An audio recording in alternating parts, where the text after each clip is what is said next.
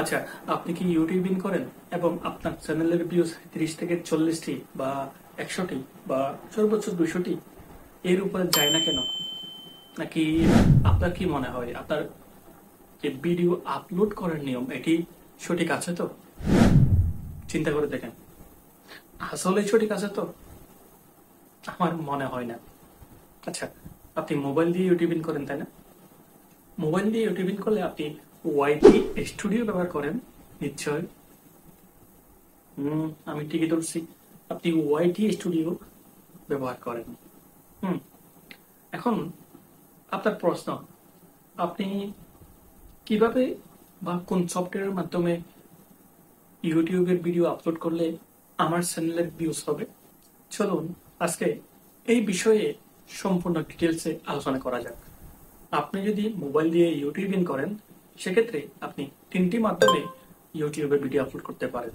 1 number YT studio, 2 number Google Chrome, 3 number আপনার ইউটিউবের main apps যেটি আছে সেটি। এখন আমি কোনটা দিয়ে একদম প্রফেশনালি ভিডিও আপলোড করতে পারবো সেটা হচ্ছে মেইনলি জানার বিষয়। আমরা সাধারণত যারা মোবাইল ইউজ করি সবাই কিন্তু ওয়াইটি স্টুডিও ব্যবহার করি।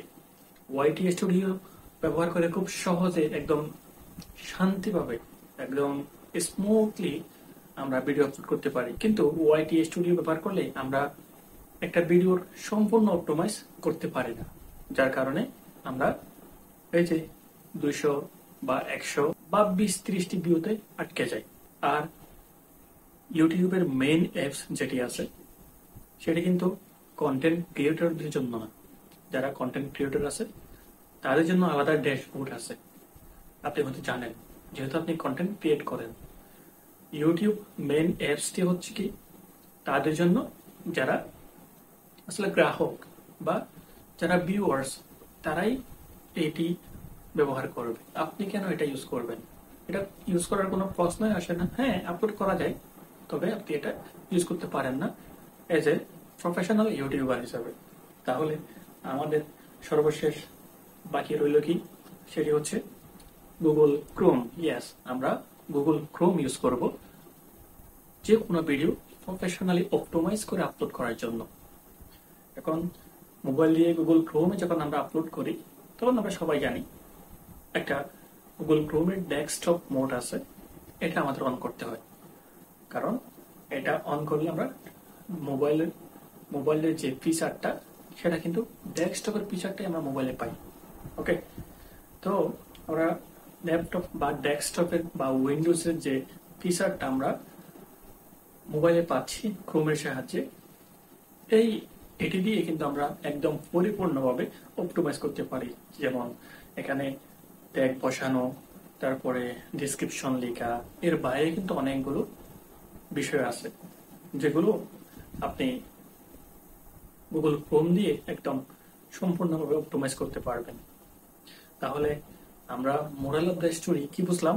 আমাদের ব্যবহার করতে হবে, হয় পিসি থেকে আমাদের ভিডিওগুলো আপলোড করতে হবে একদম অপটিমাইজ করে, বা সার্চ কিওয়ার্ড ফ্রেন্ডলি বা এসইও ফ্রেন্ডলি।